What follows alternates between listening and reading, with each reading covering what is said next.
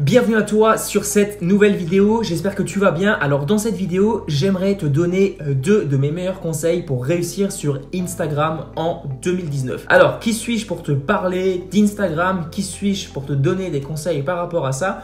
Eh bien, pour être honnête avec toi, je ne suis pas un expert qu'on va dire reconnu sur Instagram, sur le marché francophone, en tout cas du moins pour le moment. Je ne suis pas non plus un influenceur, je ne suis pas une personne qui a des milliers d'abonnés. Par contre, j'ai réussi déjà à aider pas mal de personnes à créer de véritables communautés, à monétiser ces communautés. Et j'ai également plusieurs comptes qui ont plus ou moins d'abonnés, notamment un compte qui a plus de 10 000 abonnés, c'est un compte qui est dans le voyage. J'ai également un autre compte qui a environ 1 000 abonnés. Bref, j'ai fait quand même pas mal de tests sur la plateforme, donc je peux te donner quelques conseils par rapport à ça. Et juste petite précision, si tu ne l'as pas encore déjà fait, tu peux rejoindre la formation Insta Novice. C'est une formation totalement gratuite qui te guide pas à pas pour t'aider à obtenir tes 1000 premiers followers gratuitement sur Instagram et des followers bien entendu qualifiés, parce qu'on part du principe qu'aujourd'hui le but c'est pas de créer une audience pour créer une audience juste pour avoir des abonnés. L'objectif c'est de faire de ton compte Instagram un véritable réseau pour ton business, pour gagner des prospects et potentiellement des clients. Je t'invite également à t'abonner à la chaîne parce que prochainement on va beaucoup parler de la plateforme. J'ai pas mal de vidéos qui sont en attente, pas mal de vidéos qui vont venir, donc pas mal de contenu gratuit, du contenu qui risque fortement de t'intéresser. Donc n'hésite pas à t'abonner si ce n'est pas encore fait. Active également la cloche des notifications pour ne pas rater les prochaines vidéos. Si tu as aimé la vidéo, n'hésite pas à me laisser un petit pouce bleu, ça me ferait énormément plaisir et ça m'aiderait à faire connaître cette vidéo qui à mon avis peut aider beaucoup de personnes. Et on commence tout de suite par la première astuce qui consiste tout simplement à établir une stratégie long terme. Alors c'est pas vraiment une astuce, c'est vraiment une recommandation que je te fais aujourd'hui. Clairement, si tu n'établis pas une stratégie long terme pour ton compte Instagram, tu ne vas jamais sortir de la masse de toutes les grosses entreprises qui sont juste là pour spammer et faire du client. J'aime bien dire ça, mais c'est la réalité. Aujourd'hui, tu as des entreprises qui utilisent des robots pour tout simplement automatiser leur compte Instagram. Alors moi, sur certains comptes, je les utilise, mais pas sur mon compte principal parce que tout simplement, je privilégie vraiment le relationnel. Et le truc, c'est que ces entreprises noient littéralement les différents marchés. Et toi, si tu n'es pas là avec du contenu qui est différent, si tu n'es pas là avec du contenu qui est pertinent, du contenu qui aide vraiment ton audience, eh bien ça va être très difficile de sortir de cette masse et du coup tes résultats vont rester très faibles. Donc première chose, il faut que ton contenu soit d'extrêmement bonne qualité. Alors je sais, quand tu débutes, c'est pas forcément évident. Prendre des belles photos, ça demande quelquefois un petit peu de matériel. Alors t'es pas obligé, hein, tu peux prendre de très belles photos sur Instagram avec du matériel, on va dire moyen, avec un simple smartphone et une bonne luminosité. Je t'en parle d'ailleurs dans la formation Insta Novice, je te donne quelques recommandations par rapport à ça. Et surtout l'élément le principal, c'est pas du tout ton appareil, hein. Bien sûr c'est la manière de prendre la photo, c'est le photographe. Mais si par exemple tu n'as pas le matériel qu'il faut, tu peux tout simplement faire du repost, tu peux reposter des photos d'autres personnes ou tu peux chercher des images sur différents sites, des images libres de droit. Et ensuite ce que je t'invite à faire si tu veux vraiment apporter de la valeur, c'est à venir partager de la valeur justement en description de ton image. Tu as une description, c'est fait pour ça. Essaye d'apporter des solutions concrètes à un problème. Si les gens sont là, ils voient une simple image, tu n'es pas capable de leur apporter de la valeur. En plus, si ton image n'est pas personnelle, eh bien ça va être très compliqué de sortir du lot.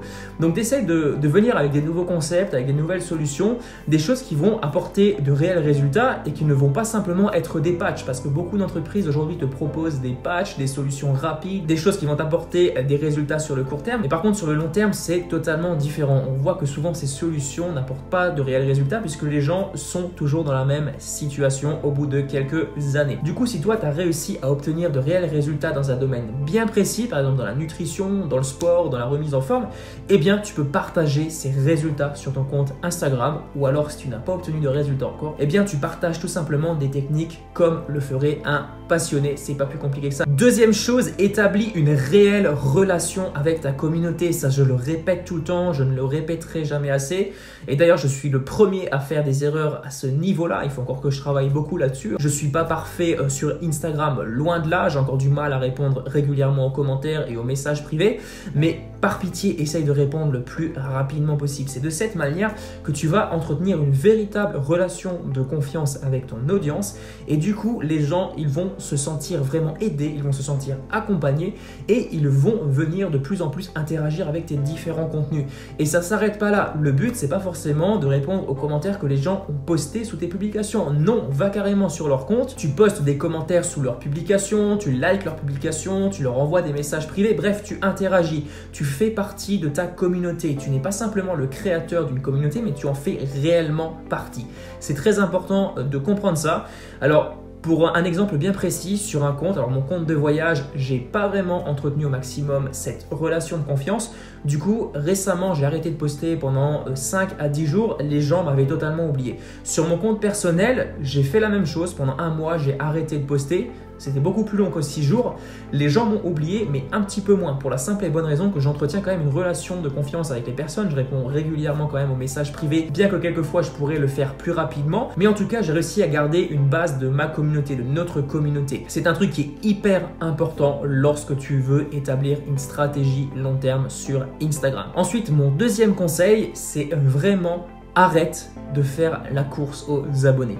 Je vois tout le temps des gens qui veulent absolument avoir plus d'abonnés, avoir plus de likes, avoir plus de followers et malheureusement, c'est pas une solution. Pourquoi? Alors, je vais m'expliquer très rapidement parce que tu te dis peut-être, ouais, mais je veux faire évoluer ma communauté donc il faut que j'ai plus d'abonnés. Oui, c'est vrai dans un certain sens, mais dans un autre sens, c'est faux.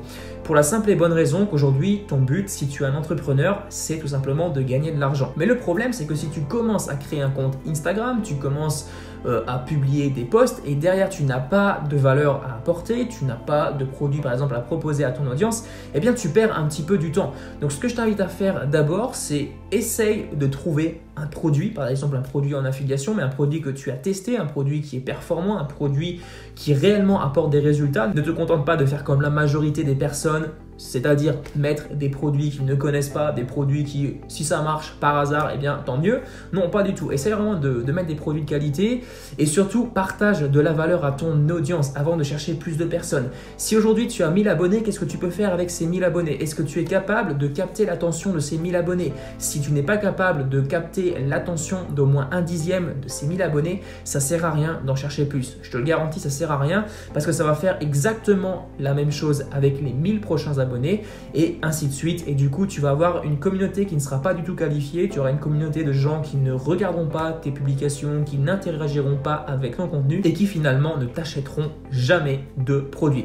Voilà, je sais ce que je te dis là, ça peut te paraître un petit peu décourageant parce que voilà, ton objectif c'est peut-être de gagner 10 000 abonnés d'ici la fin de l'année, mais c'est pas forcément le meilleur objectif parce qu'aujourd'hui sur Instagram, tu peux très facilement gagner beaucoup d'argent avec seulement 1000 abonnés si ton audience est ultra qualifiée. Ça sert à rien de viser absolument le nombre. C'est très important de faire la différence. Ensuite, la troisième chose, c'est plutôt au niveau de ton état d'esprit. Fixe-toi des petits objectifs atteignables et réalisables. Alors souvent, en début d'année, comme je te l'ai dit dans ma vidéo précédente, c'est la vidéo de début d'année, on a tendance à se fixer de gros objectifs.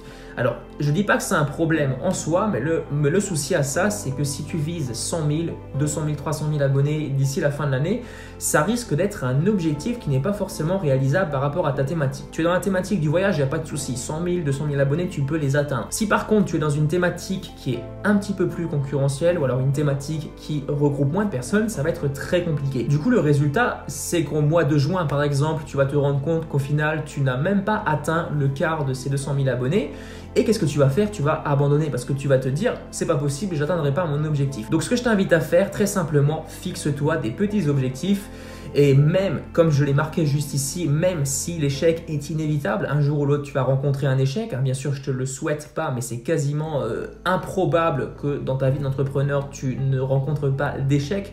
Si tu as la recette, eh bien je suis preneur, hein, parce que clairement des échecs j'en ai connu et c'est d'ailleurs ce qui nous forme le mieux. Mais ce que je veux dire par là, c'est que c'est toujours mieux d'aller de petites victoires en petites victoires que d'aller directement à l'échec. Donc en gros, fixe-toi des petits petits objectifs. Lorsque tu auras atteint ce petit objectif, tu vas avoir une victoire, ça va te motiver et ensuite tu vas passer à l'objectif suivant. C'est pas plus compliqué que ça. Ce que je t'invite à faire, c'est vraiment de te fixer des objectifs court terme, donc ça veut dire à un mois. Par exemple, tu te dis d'ici la fin du mois, je veux atteindre 1000 abonnés. D'ici la fin de ce mois, je veux atteindre 2000 abonnés. Si tu as 1000 abonnés, etc., etc.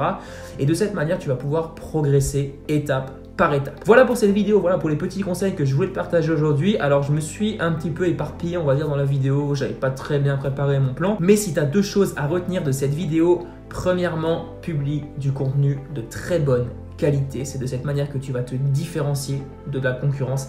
Et deuxièmement, établis un véritable lien avec ta communauté, fais partie de ta communauté. C'est de cette manière que tu vas vraiment pouvoir fidéliser ton audience et faire quelque chose de vraiment génial. Je reçois de plus en plus de témoignages de personnes qui ont été vraiment aidées par mes conseils et c'est le truc qui me motive le plus et j'espère également que ce sera le cas pour toi. Voilà, si tu as la moindre question, n'hésite pas à me la poser juste en bas dans les commentaires. N'hésite pas également, si tu ne l'as pas encore fait, à rejoindre la formation InstaNovice, c'est totalement gratuit. Et en plus de ça, j'ai oublié de préciser que je ferai régulièrement des mises à jour. Et oui, sur une formation gratuite, je ferai des mises à jour. Ça se voit pas beaucoup sur le marché francophone dans le domaine de la formation, mais j'ai vraiment décidé d'aider un maximum de personnes. Alors, il y a des personnes qui ne peuvent pas forcément payer des formations à 200, 300 €. Donc, je laisse une formation totalement gratuite pour les personnes qui ont quand même envie de réussir sur Instagram sans investir un seul euro. Voilà, j'arrête de t'embêter. On se retrouve très bientôt pour une prochaine vidéo. Allez, à plus. Ciao!